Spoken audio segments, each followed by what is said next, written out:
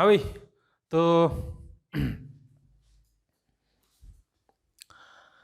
तो पिछले लेक्चर में, लेक्चर नंबर 10 में हम लोग इलेक्ट्रिक फ्लक्स का स्टार्ट कर दिए थे और उस पर एक दो एग्जाम्पल लिए थे छोटे छोटे से, है ना। अब इसके आगे कुछ और भी एग्जाम्पल्स लेंगे, कुछ और भी क्वेश्चंस करेंगे। चले देखते हैं। सभी बोर्ड पर देखें ध्यान से। बोर्ड मीन्स अपने स्क्रीन पे, है ना। चलो देखो। अच्छा बताओ, हमने पिछली क्लास में बताया था कि अगर कोई हेमीस्फेयर है, हॉलो हेमीस्फेयर दिया हुआ था और उसके सेंटर पर कोई चार्ज दिया हुआ था Q, तो आपने क्या था, आपने डिराइव करके या सॉल्व करके निकाला था। क्या सॉल्व करके निकाला था कि इस पूरे कर्व्ड पार्ट के लिए, बुलाओ फ्लक्स क्या हो गया था जी। फ्लक्स आ गया था अपना, मैं यहाँ लिख देता हूँ, फ्लक्स इक्वल्स टू Q/2ε0। आया था ना ये बात, बिल्कुल क्लियर है, कोई दिक्कत वाली बात नहीं है। अब अगर मुझे बोल दिया जाए कि एक पूरा का पूरा ना ये है, स्फेयर है, बताओ अब क्या हो जाएगा। तो इस पूरे स्फेयर के लिए अगर हम बात करें तो इसके लिए भी Q/2ε0, इस कर्व पार्ट के लिए और इस कर्व पार्ट के लिए भी कितना होगा, Q/2ε0। तो कंप्लीट स्फेयर के लिए फ्लक्स कितना हो जाएगा, Q/2ε0 प्लस Q/2ε0। तो बताओ कितना हो गया जी, ये हो गया Q/ε0। क्लियर है ये बात, कोई दिक्कत वाली बात नहीं है, बिल्कुल साफ है, कोई दिक्कत नहीं। तो ये हो गया स्फेयर के लिए इलेक्ट्रिक फ्लक्स का वैल्यू, कितना, Q/ε0। चलिए, तो ये सिंपल सा था, थोड़ा सा एक कॉन्सेप्ट हमको बताना था तो हमने बता दिया। अब आगे एक सवाल अच्छा सा हम लोग लेते हैं, एक अच्छा सवाल लेते हैं और आपको बताना होगा, क्या बताना होगा, इसकी फ्लक्स कितनी होगी। क्या है सवाल, देखते हैं। चलो अब कुछ आगे सवाल लेते हैं। अब तक क्या हो रहा था कि किसी सरफेस के लिए, गिवन सरफेस के लिए हम लोग क्या कर रहे थे, फ्लक्स निकाल रहे थे। तो गिवन सरफेस के लिए क्या करना पड़ता है, या तो इंटीग्रेट करके, या नहीं तो हम बताए थे कि अगर इलेक्ट्रिक फील्ड क्या हो, यूनिफॉर्म हो और सरफेस फ्लैट हो तो सीधे सीधे E/S/cos थीटा हो जाता है। अब देखेंगे कि अगर कोई पूरा क्लोज सरफेस दिया रहे तब कैसा होता है। तो सबसे पहली बात कि क्लोज सरफेस में एरिया लेने का तरीका क्या होगा, इसमें थोड़ा सा अलग होता है। चलिए देखते हैं कैसे। देखें जी, अगर हमारे पास कोई फ्लैट सरफेस दिया है, ऐसा अकेला सरफेस है, तो अगर अकेला फ्लैट सरफेस दिया है तो क्या होगा, इसका एरिया इधर भी हो सकता है और इधर भी हो सकता है। अब लेक्चर नंबर 10 में ये हम बता दिए हैं कि एरिया का डायरेक्शन कैसे निकाला जाता है। अब नहीं याद है तो जाके रिवीजन करो उसका, और क्या। दोनों ही तरफ क्या है, नॉर्मल है ना, दोनों ही तरफ क्या है, नॉर्मल है। हमें पता है कि एरिया का डायरेक्शन क्या होता है, नॉर्मल टू सरफेस होता है। तो दोनों ही तरफ नॉर्मल का डायरेक्शन है तो दोनों ही तरफ हो सकता है, डिपेंड करता है सिचुएशन कैसा दिया हुआ है। लेकिन जब हम किसी क्लोज सरफेस की बात करते हैं तो क्लोज सरफेस का मतलब क्या हुआ, तो इसी से हम क्या करते हैं, एक क्लोज सरफेस मान लेते हैं, बना लेते हैं। कैसा मान लेते हैं, क्यूब शेप का हमने क्लोज सरफेस बना लिया। तो अगर हम क्यूब शेप का क्लोज सरफेस बनाते हैं तो जानते हैं क्या होगा, तो इस क्यूब शेप के क्लोज सरफेस में जो एरिया का डायरेक्शन हम लेंगे, जैसे ये सरफेस है तो इस सरफेस के लिए हम अंदर नहीं लेंगे, सिर्फ बाहर ही लेंगे। ये कन्वेंशन है कि भाई अंदर अब नहीं लेना है, सिर्फ बाहर लेना है। इस सरफेस के लिए कैसा हो जाएगा, बाहर मतलब बाहर, ये होगा क्लोज सरफेस से आउटवर्ड, बाहर की तरफ। ये जो सरफेस है नीचे में, इस सरफेस के लिए क्या हो जाएगा, आउटवर्ड बाहर। इस सरफेस के लिए भी किधर की तरफ हो जाएगा, आउटवर्ड बाहर, इधर हुआ, अंदर नहीं होगा। और जो दो सरफेस बच गए हैं वो कौन कौन सा, एक तो ये बाहर वाला, ये फ्लैट सरफेस, इसका कैसा होगा जी, बाहर की तरफ होगा। अभी चूंकि 2D डायग्राम है और हम इसमें 3D ऑब्जेक्ट को दिखा रहे हैं तो पूरी तरह से तो नहीं दिखा सकते, लेकिन समझा सकते हैं कि भाई देखिए ये जो सरफेस है इसके लिए एरिया का डायरेक्शन हम बाहर की तरफ लेंगे, और पीछे वाला जो सरफेस है, पीछे वाला सरफेस, उसके लिए एरिया का डायरेक्शन किधर लेंगे, अंदर की तरफ लेंगे, ताकि वो क्या हो, क्लोज सरफेस से अवे हो, बाहर की तरफ हो। तो क्लोज सरफेस में एरिया लेने का या एरिया का डायरेक्शन लेने का क्या तरीका है, ये आपको समझ में आया, ठीक है। अब इसके आधार पे एक आध सवाल हम लोग ट्राई करते हैं, ना। इजी सा है, कॉन्सेप्ट बहुत ही आसान है, हाँ, लेकिन इस कॉन्सेप्ट पे ही सवाल आते ज़रूर हैं, ज़रूर, बहुत इंपॉर्टेंट है, फ्लक्स बहुत बहुत इंपॉर्टेंट है। चलिए देखते हैं। अब देखें, अगर हम इस तरह से इलेक्ट्रिक फील्ड ले लेते हैं, कैसा, ये दे दिया है electric field is equals to, electric field दिया हुआ है 2x i cap plus 3y j cap. हमको इस तरह से इलेक्ट्रिक फील्ड दे दिया, यूनिट उसका न्यूटन पर कूलम भी होगा। चलिए, और हमसे बोला गया कि यहाँ पर एक क्यूब दिया हुआ है और इस क्यूब का नेट इलेक्ट्रिक फ्लक्स क्या होगा, साथ ही सारे सरफेस का अलग अलग इलेक्ट्रिक फ्लक्स भी क्या होगा, ये भी निकालना है। दो क्वेश्चन हो गया, एक तो सारे सरफेस का इलेक्ट्रिक फ्लक्स और इस क्यूब का भी इलेक्ट्रिक फ्लक्स। क्यूब क्या है, कैसा है, चलिए देखते हैं। क्यूब कुछ इस तरह से दिया हुआ है, क्यूब कुछ इस तरह से दिया हुआ है।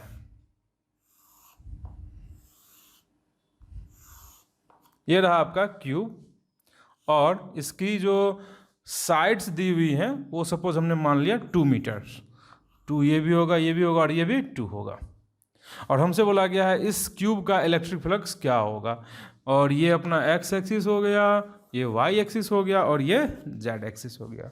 उम्मीद है क्वेश्चन क्लियर होगा आपको। तो आपको इसको क्या करना है, पॉज करके पहले आप इस क्वेश्चन को ट्राई करें, बहुत ही इंटरेस्टिंग सवाल है। और उसके बाद फिर हम तो सॉल्व करेंगे ही, उसको देखना है, सॉल्यूशन देखना है ना। चलिए, तो ठीक है, मैं आगे बढ़ता हूँ। चलिए हम आगे बढ़ रहे हैं, देखते हैं सवाल कैसे होगा ये। तो चलो देखते हैं। हमें ये तो पहले से ही पता है, क्या पता है कि इस क्लोज सरफेस के लिए एरिया का डायरेक्शन किधर लेना होता है, बाहर, बॉडी से बाहर की तरफ लेना होता है। तो इसमें कितने सरफेसेस हैं, कितने सरफेसेस हैं, तो टोटल इसमें है सामने वाला फेस, पीछे वाला फेस, लेफ्ट वाला फेस, राइट वाला फेस, ऊपर वाला फेस, नीचे वाला फेस, टोटल 6 फेस हैं, 6 सरफेस हैं टोटल। सभी सरफेसेस के लिए हम क्या करेंगे, फ्लक्स निकाल देंगे। तो एक एक सरफेस का तो पता चल ही जाएगा, और साथ में हम क्या करेंगे, अगर हमने सबको जोड़ दिया तो क्या हो जाएगा, पूरे बॉडी के लिए भी आ जाएगा। फ्लक्स होता क्या है, फ्लक्स होता है स्केलर क्वांटिटी, तो कोई इसमें डायरेक्शन सब तो होगा नहीं, तो हमें क्या करना है, सारे सरफेसेस का फ्लक्स निकाल के डायरेक्टली जोड़ देना है, वही अपना क्या हो जाएगा, आंसर हो जाएगा। कोई दिक्कत वाली बात नहीं है। तो चलिए, ये चीज़ कैलकुलेट करने के लिए हम सबसे पहले क्या करते हैं, नेमिंग कर देते हैं। नेमिंग करने से बहुत आसान हो जाता है, चीज़ें देखने में आसान हो जाती हैं। बताइए क्या हो जाएगा, ABCDE, ये हमने F कह दिया, ये G कह दिया और ये H कह दिया। अब एक एक करके हम सारे सरफेसेस को देखते हैं, है ना। तो सबसे इम्पोर्टेंट बात क्या है कि इलेक्ट्रिक फील्ड अपना कैसा है, इलेक्ट्रिक फील्ड कैसा है, मैं यहाँ पर लिख देता हूँ क्योंकि उधर ही सॉल्व करेंगे। तो ये हो गया 2x i cap plus 3y j cap. Electric field को हम हमेशा क्या कर सकते हैं, 2 कंपोनेंट में ब्रेक कर सकते हैं, अभी जो सीन दिया हुआ है उसके हिसाब से। तो अगर हम किसी भी सरफेस की बात करें तो इलेक्ट्रिक फील्ड जो भी होगा, जैसे कि हम इस सरफेस के लिए बात कर रहे हैं, कौन सा सरफेस, BCHG सरफेस की बात कर लेते हैं। तो इस सरफेस के लिए जो इलेक्ट्रिक फील्ड होगा अपना क्या होगा, हम 2 कंपोनेंट उसके कहेंगे इलेक्ट्रिक फील्ड के, एक होगा x डायरेक्शन में और एक होगा y डायरेक्शन में। अच्छा बताइए, जब हम इसके लिए फ्लक्स लिख रहे होंगे तो हमें क्या चाहिए होगा, इस जगह का इलेक्ट्रिक फील्ड चाहिए होगा, मतलब इस पॉइंट का इलेक्ट्रिक फील्ड कितना होगा। तो इस पॉइंट का इलेक्ट्रिक फील्ड के लिए बताइए, इस पूरे सरफेस के लिए x की वैल्यू क्या है, फिक्स है, x की वैल्यू क्या है, फिक्स है, कितनी, x तो 2 ही रहेगा, यहाँ 0 है, यहाँ 2 होगा, वो चेंज होने वाला तो है नहीं। तो इलेक्ट्रिक फील्ड यहाँ पर जो भी होगा वो हम क्या कह सकते हैं, 2x, x की वैल्यू 2 है तो ये हो जाएगा 4i cap plus 3y j cap. अब जैसे जैसे हम इस सरफेस में ऊपर जाएंगे तो हमें दिख रहा है कि y का वैल्यू तो चेंज हो रहा है, y का वैल्यू चेंज हो रहा है। इसका मतलब ये हुआ कि y डायरेक्शन का जो इलेक्ट्रिक फील्ड है वो वेरी कर रहा है। तो भले ये वेरी कर रहा है, लेकिन अच्छी चीज़ क्या है जानते हैं, अच्छी चीज़ क्या है जानते हैं, अच्छी चीज़ ये है कि ये y डायरेक्शन का जो कंपोनेंट है ना इलेक्ट्रिक फील्ड का, ये फिलहाल हमारे काम का नहीं है, फिलहाल हमारे काम का नहीं है। मतलब इस सरफेस के लिए जो हम फ्लक्स लिखने जा रहे हैं तो उसमें इस y डायरेक्शन के कंपोनेंट का, इलेक्ट्रिक फील्ड के y डायरेक्शन का जो कंपोनेंट है वो कोई फ्लक्स नहीं देगा, वो कोई फ्लक्स नहीं देगा। इसको हम 2 तरीके से समझ सकते हैं। दो तरीका कौन सा, एक एनालिटिकल तरीका और एक मैथमेटिकली। एनालिटिकल तरीका क्या है वो समझो। बताओ ये सरफेस है ना, ये सरफेस है और इलेक्ट्रिक फील्ड इसी प्लेन में है, इसी सरफेस के ही प्लेन में है। तो बताओ क्या हो जाएगा, कोई भी EFL या इलेक्ट्रिक फील्ड लाइन उस सरफेस को क्रॉस करके नहीं जा रहा, और अगर उस सरफेस को क्रॉस करके नहीं जा रहा तो हम क्या कहेंगे, इस सरफेस का इलेक्ट्रिक फ्लक्स क्या हो जाएगा, जीरो। क्योंकि फ्लक्स डिफाइन ही ऐसे किया गया था ना कि इलेक्ट्रिक फील्ड लाइंस का क्या करना जरूरी है, सरफेस को क्रॉस करके जाना जरूरी है। तो ये जो y कंपोनेंट वाला इलेक्ट्रिक फील्ड है ये फिलहाल हमारे किसी काम का नहीं है। किस सरफेस के लिए, किस सरफेस के लिए, ये BCHG सरफेस के लिए। यहाँ पर सिर्फ और सिर्फ कौन सा इलेक्ट्रिक फील्ड काम आएगा, ये I कंपोनेंट वाला है ना। मैथमेटिकली ऐसे समझ सकते हैं। बताइए हम क्या करेंगे, इस सरफेस के लिए, इस सरफेस को वेक्टर फॉर्म में क्या लिखेंगे, एरिया इसका हो जाएगा 4 इंटू क्या लिखेंगे, आई कैप, क्योंकि डायरेक्शन किधर की तरफ है इस सरफेस का, सरफेस के परपेंडिकुलर का राइट डायरेक्शन मतलब पॉजिटिव एक्स की तरफ। तो हम इसके लिए क्या लिखेंगे, 4 आई कैप। और 4 आई कैप को जब हम इसके साथ डॉट करेंगे, एरिया को इसके साथ डॉट करेंगे तो क्या होगा, आई और जे का डॉट तो क्या हो जाएगा, जीरो हो जाएगा।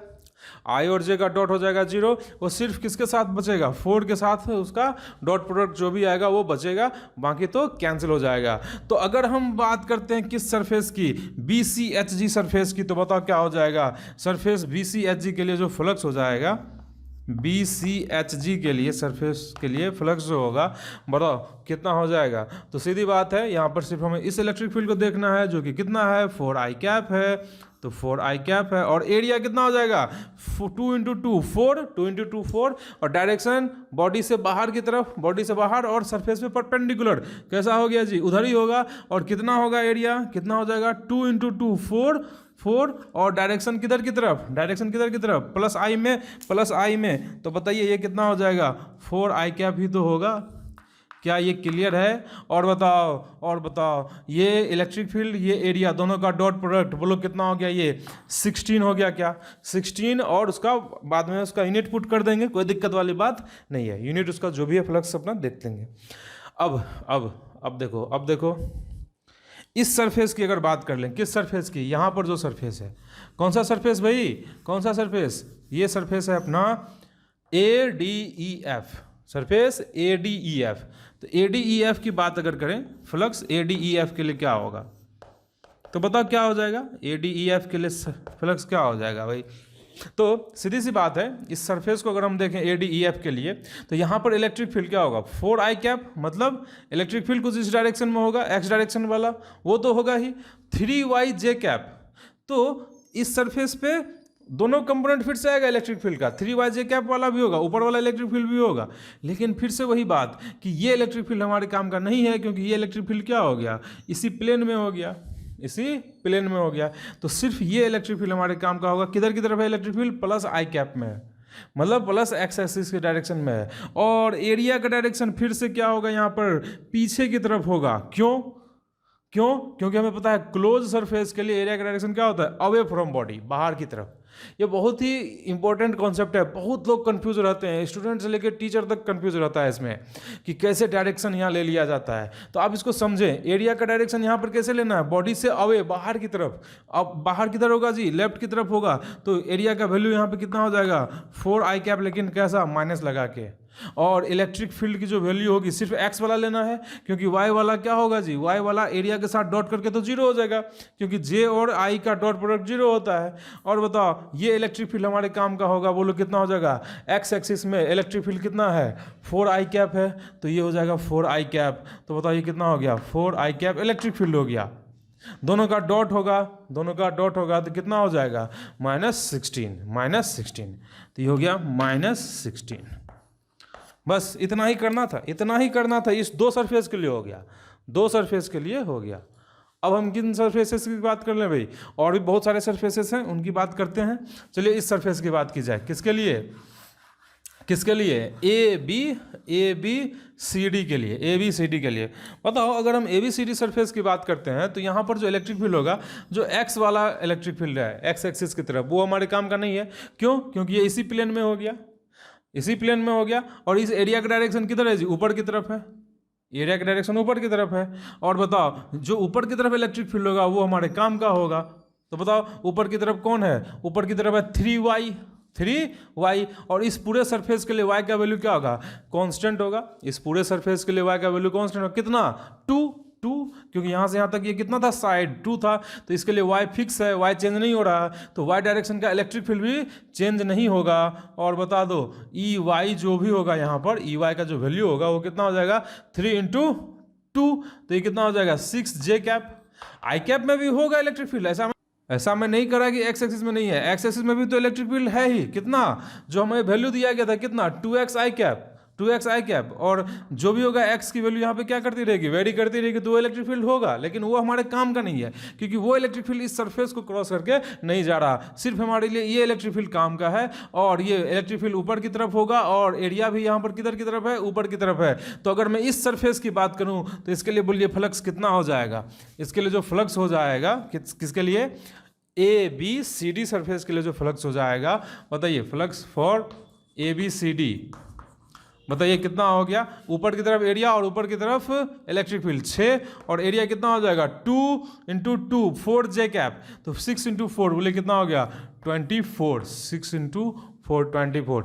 उम्मीद करता हूँ सारी चीज़ें क्लियर होंगी। उसी तरह से हम नीचे वाले सरफेस की बात करते हैं, तो नीचे वाले सरफेस में एरिया किधर लिया जाएगा, नीचे की तरफ लिया जाएगा, एरिया नीचे की तरफ मतलब कितना हो जाएगा, -4j कैप, और इलेक्ट्रिक फील्ड x वाला इलेक्ट्रिक फील्ड किसी काम का नहीं, सिर्फ j वाला इलेक्ट्रिक फील्ड काम होगा, और y यहाँ पे कितना है, 0 है, तो y 0, तो j डायरेक्शन में जो इलेक्ट्रिक फील्ड होगा वो 0 हो जाएगा, क्योंकि y यहाँ पे 0 है।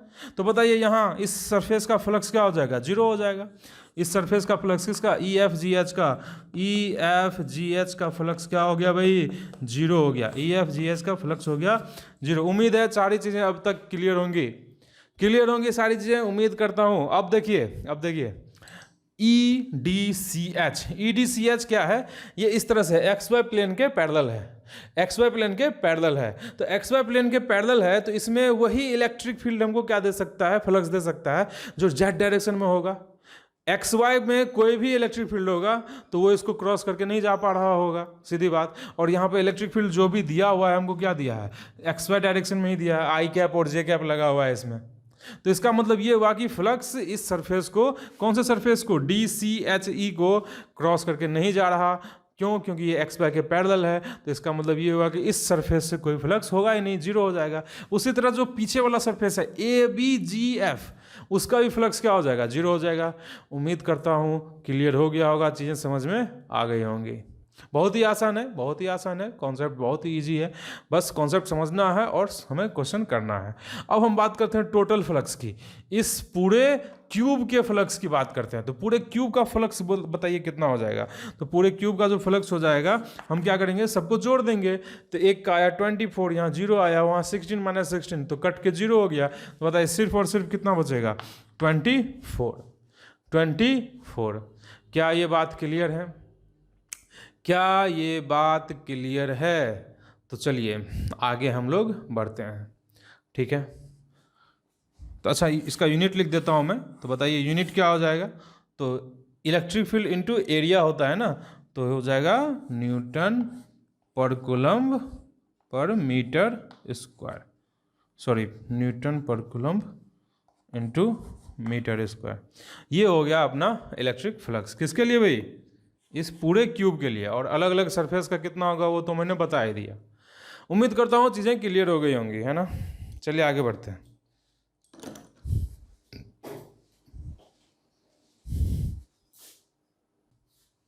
जिसको पिछला सवाल भारी लगा है उसके लिए देखो आसान सा सवाल, चलो इसको देख लो। बहुत ही इजी। हमसे बोला गया है कि यहाँ एक सिलेंडर दिया हुआ है। क्या दिया है जी? सिलेंडर। और ये रहा x एक्सिस, ये रहा y एक्सिस, और इलेक्ट्रिक फील्ड दिया हुआ है। क्या दिया हुआ है? बस ऐसे दिया है 2x आई कैप, बस और कुछ नहीं। और इसका जो एरिया है फ्लैट सरफेस का एरिया सीधे सीधे दे दिया है कितना? ये दिया हुआ है 5 मीटर स्क्वायर। बस सीधे एरिया ही बता दिया, रेडियस का झंझट ही खत्म, एरिया बता दिया। और इसकी लेंथ बता दी गई हमें 2 मीटर। इसकी लेंथ जो है वो कितनी है? 2 मीटर है। और हमसे बोला गया इस पूरे पूरे किसके लिए, सिलेंडर के लिए फ्लक्स निकालना है, और साथ में अलग अलग सरफेसेस का भी अलग अलग फ्लक्स क्या होगा वो भी बताना है। तो सरफेसेस कितने हैं भाई इसमें, 3 सरफेस, सरफेस 1 बोल दिया हमने, सरफेस 2, सरफेस 3। कैसे 3 सरफेस है ये तो समझ में आया ना, 2 फ्लैट सरफेस, सिलेंडर के कितने सरफेस, 2 फ्लैट सरफेस और 1 कर्व्ड सरफेस। तो चलिए जल्दी से आप इसको पॉज करके बना लें, मैं आगे इन बढ़ता हूँ और इसको सॉल्व करता हूँ, आप पॉज करके इसको सॉल्व करें। तो चलिए हम बताते हैं, इसका आंसर बताते हैं। बहुत ही ईजी है सवाल, बहुत ही आसान है। देखिए थोड़ा सा समझना होता है, जो ये इलेक्ट्रिक फील्ड दिया है हमें, इलेक्ट्रिक फील्ड बताओ वो कैसा डायरेक्शन है रे, डायरेक्शन उसका है सिर्फ आई कैप में, डायरेक्शन है सिर्फ आई कैप में, मतलब सिर्फ एक्स एक्सिस की तरफ है। तो इलेक्ट्रिक फील्ड जहां भी होगा, कहीं भी होगा, बताओ इलेक्ट्रिक फील्ड कैसा होगा, हमेशा इस तरह से राइट डायरेक्शन में होगा, पॉजिटिव में होगा, क्योंकि जहां तक सिलेंडर है अपना वहां तक क्या है जी, एक्स पॉजिटिव ही होगा, तो 2 आई कैप। इधर आएंगे तो क्या होगा, इधर तो एक्स निगेटिव होता है, तो एक्स का वैल्यू मान लो निगेटिव पुट करेंगे तब लेफ्ट की तरफ इलेक्ट्रिक फील्ड हो सकता है, लेकिन हमें इधर काम ही नहीं है ना, इधर काम ही नहीं है, हमें तो काम उधर है, प्लस एक्स में काम है। तो बताओ इलेक्ट्रिक फील्ड जहाँ जब भी होगा तो राइट डायरेक्शन में होगा और 2x उसका वैल्यू होगा। अब देखो समझो इसको, अगर हम इस सरफेस के लिए बात करें, इस सरफेस के लिए बात करें, तो इस सरफेस के लिए इलेक्ट्रिक फील्ड किधर की तरफ होगा, इलेक्ट्रिक फील्ड तो राइट है, और एरिया भी किधर होगा इस सरफेस का, away from body, close surface है तो बॉडी से अवे की तरफ और परपेंडिकुलर टू सरफेस, तो फ्लैट सरफेस है ना ये, तो फ्लैट सरफेस है तो सीधे सीधे बताओ कितना हो जाएगा 5, इसका क्या होगा मैग्नीट्यूड, और डायरेक्शन किधर है, डायरेक्शन किधर है प्लस आई कैप में या प्लस एक्स एक्सिस में, तो बताओ एरिया कितना हो गया 5 आई कैप, एरिया हो गया 5 आई कैप। और इलेक्ट्रिक फील्ड यहाँ पर कितना होगा, क्या पूरे सरफेस के लिए वैरी करेगा या कांस्टेंट रहेगा, तो देख लो यहाँ पे ध्यान से, इलेक्ट्रिक फील्ड यहाँ पे कांस्टेंट रहेगा, वैरी नहीं करेगा। क्यों, क्योंकि इस पूरे सरफेस के लिए एक्स की वैल्यू चेंज नहीं हो रही है, इस पूरे सरफेस के लिए एक्स की वैल्यू चेंज नहीं हो रही है, और अगर x का वैल्यू चेंज नहीं होगा तो यहाँ का इलेक्ट्रिक फील्ड तो फिक्स हो गया, कितना रे बताओ 2 इंटू एक्स की वैल्यू 2 है, तो बताओ ये कितना हो गया 4 आई कैप। तो ये हो गया अपना कौन सा रे, एरिया वेक्टर, एस वेक्टर लिख सकते हैं, और ये हो गया अपना इलेक्ट्रिक फील्ड वेक्टर। क्या ये बात क्लियर है, कोई दिक्कत वाली बात नहीं है। तो बताओ इस सरफेस के लिए, इस फ्लैट सरफेस के लिए मतलब फ्लक्स फॉर S3 हम क्या लिख सकते हैं, ई डॉट एस, बताओ क्या हो जाएगा, तो ई डॉट एस कितना हो गया 4 इंटू 5, तो बताओ कितना हो गया 20 हो गया, 20 न्यूटन मीटर स्क्वायर पर कूलम। ई इंटू ए होता है ना फ्लक्स का formula, area into electric field का न्यूटन पर कूलम, और एरिया होता है मीटर स्क्वायर। और बता दो इस सरफेस के लिए, इस सरफेस के लिए क्या होगा, इस पूरे सरफेस के लिए एक्स की वैल्यू कितनी होती है 0, और इलेक्ट्रिक फील्ड क्या है 2x आई कैप, तो x 0 तो इलेक्ट्रिक फील्ड 0, x 0 तो इलेक्ट्रिक फील्ड 0, तो बताओ इस पूरे सरफेस के लिए फ्लक्स क्या हो जाएगा 0, तो फ्लक्स थ्रू S1 क्या हो गया 0, क्योंकि इलेक्ट्रिक फील्ड नहीं है ना वहाँ पे, इलेक्ट्रिक फील्ड ही नहीं है। और बताओ इस कर्व्ड सरफेस के लिए बात करें, तो इस कर्व्ड सरफेस पे, इस कर्व्ड सरफेस के एक सिंपल सा एग्जांपल से मैं बता रहा हूँ। एक्चुअली होता क्या है ना, तो चूंकि 3D ऑब्जेक्ट है ना, इसको समझना थोड़ा मुश्किल होता है। ये मेरे पास एक बोतल है, ये एप्पल साइडर विनेगर का बोतल है, ठीक है, और ये एक सिलेंडर हम इसको मान लेते हैं। बताओ इलेक्ट्रिक फील्ड किधर की तरफ है, इलेक्ट्रिक फील्ड इधर की तरफ है, पॉजिटिव एक्स में है ऐसा, और इस पर जो हम एरिया का डायरेक्शन लेंगे, बताओ एरिया का डायरेक्शन कैसा लेंगे जी, एरिया का डायरेक्शन होगा हमेशा परपेंडिकुलर टू द सरफेस, तो वो यहाँ पे ऐसा होगा, फिर यहाँ ऐसा होगा, यहाँ ऐसा, और इलेक्ट्रिक फील्ड तो किधर होगा पॉजिटिव एक्स एक्सिस में, तो दोनों के बीच का एंगल कितना हुआ 90, जैसे 90 हुआ तो डॉट प्रोडक्ट क्या होता है 0, डॉट प्रोडक्ट क्या होता है 0, तो ई डॉट एस में जब जैसे ही हम ई एस कॉस 90 रखेंगे तो 0 हो जाएगा, मतलब इस सरफेस के लिए कोई फ्लक्स होगा ही नहीं कर्व्ड पार्ट के लिए, क्योंकि हमें पता है, क्या पता है कि cos 90 0 होता है। दूसरी चीज एनालिटिकल तरीका भी अभी बता रहे थे पिछले क्वेश्चन में, कि ये जो इलेक्ट्रिक फील्ड है ये इस सरफेस को क्रॉस किया क्या, कहीं पे नहीं क्रॉस नहीं किया, उसी के प्लेन में है, तो कोई फ्लक्स नहीं होगा। अगर इलेक्ट्रिक फील्ड इसको क्रॉस करता तब ना इलेक्ट्रिक फ्लक्स होता, तो इलेक्ट्रिक फील्ड इसको क्रॉस नहीं कर रहा, मतलब इसका कर्व पार्ट का जो फ्लक्स होगा वो क्या हो जाएगा 0 हो जाएगा, तो कोई दिक्कत वाली बात है ही नहीं, सब सिंपल था, कहानी खत्म। कहानी खत्म कि इस सरफेस के लिए इलेक्ट्रिक फील्ड है राइट डायरेक्शन में, इस तरह से इलेक्ट्रिक फील्ड है राइट इस तरह से, और एरिया का डायरेक्शन जो यहाँ पर हम लोकल एरिया काटेंगे उसका डायरेक्शन जो होगा वो किधर होगा perpendicular to the electric field. तो ये फ्लक्स इसके लिए कितना हो गया इस सरफेस के लिए 0, तो बताओ flux for S3, flux for S2 surface बराबर कितना हो गया, 0। कोई दिक्कत नहीं है, बहुत ही आसान था, बिल्कुल ही आसान कॉन्सेप्ट था, ख़त्म। अब आगे हम लोग बढ़ते हैं, कुछ और सवाल करते हैं, आगे बढ़ते हैं, कुछ और सवाल करते हैं। मिटा रहा हूँ मैं इसको, आप नोट कर लें पॉज करके, जो नहीं लिख पाते हैं मेरे साथ में वो पॉज करके नोट कर लिया करें। चलो आगे बढ़ें क्या, बताओ आगे बढ़ें क्या हम लोग, बोलो आगे बढ़ते हैं, आगे बढ़ते हैं।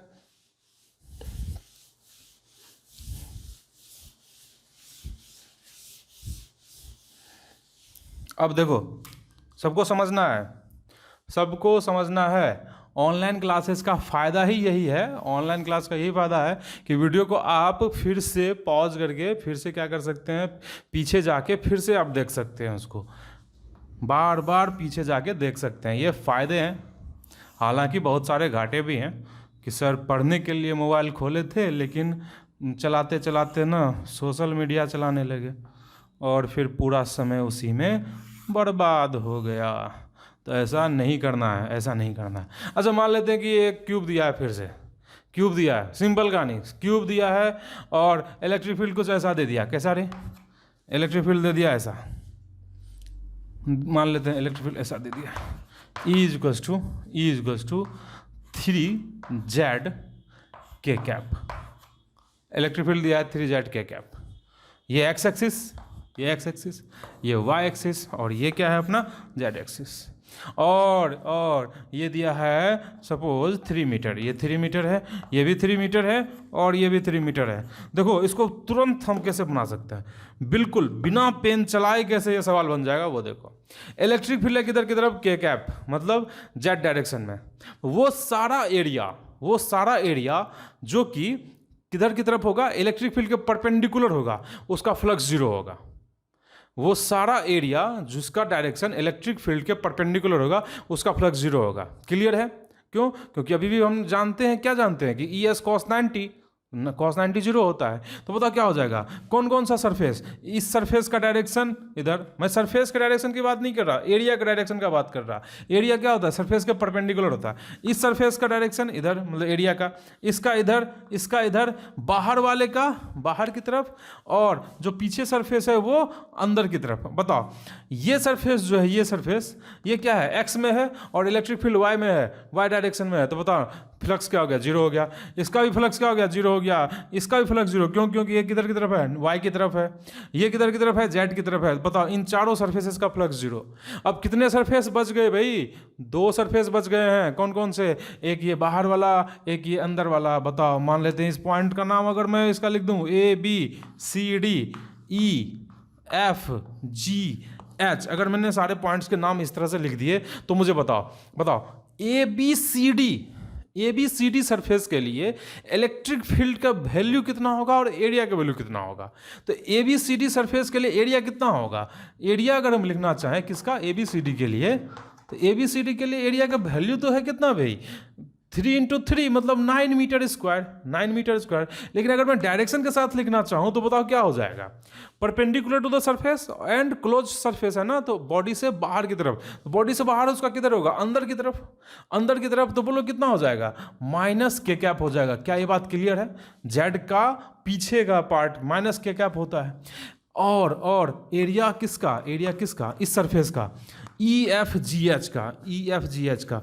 अगर मैं EFGH का एरिया लिखूं वेक्टर फॉर्म में, तो वेक्टर फॉर्म में बताओ कितना हो जाएगा, ये हो जाएगा 3 × 3 मतलब 9 मीटर स्क्वायर, और डायरेक्शन किधर रही, बाहर की तरफ। तो बताओ बाहर की तरफ क्या हो जाएगा, +k कैप।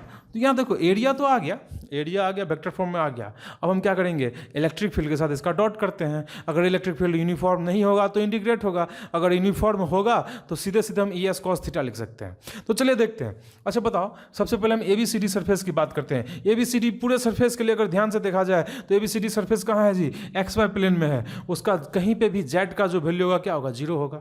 कहीं पे भी जाके देखेंगे किसी भी पॉइंट पे इलेक्ट्रिक फील्ड जो होगा वहाँ क्या हो जाएगा, 0। क्यों? क्योंकि Z 0 है और इलेक्ट्रिक फील्ड क्या है, 3Z, तो इलेक्ट्रिक फील्ड हो गया 0। तो बताओ इलेक्ट्रिक फील्ड इसके लिए 0 हो गया। तो बताओ फ्लक्स क्या हो जाएगा, फ्लक्स जो हो जाएगा वो 0 हो गया।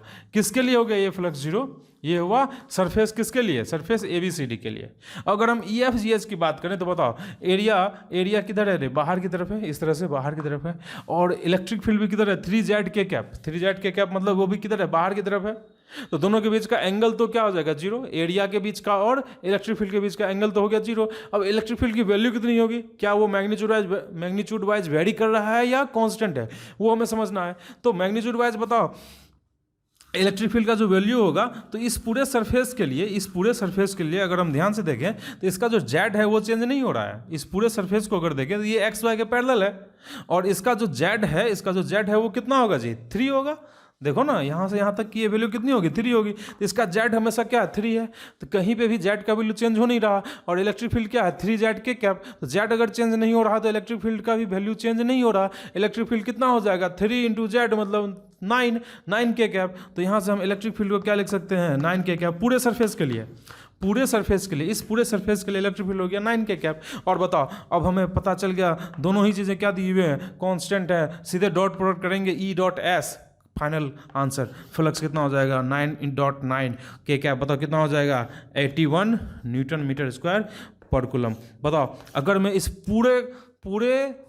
पूरे क्यूब की बात करूं या एक सरफेस की बात करूं, कौन सा सरफेस, EFGH की बात करूं, तो सेम आंसर आएगा, क्योंकि बाकी किसी भी सरफेस के लिए तो फ्लक्स है ही नहीं ना, है ही नहीं। तो EFGH सरफेस का फ्लक्स बोले तो ये इतना होगा, या हम अगर पूरे क्यूब की बात करें तो उसका भी फ्लक्स इतना ही होगा। क्या ये बात समझ में आई? बहुत ही आसान है।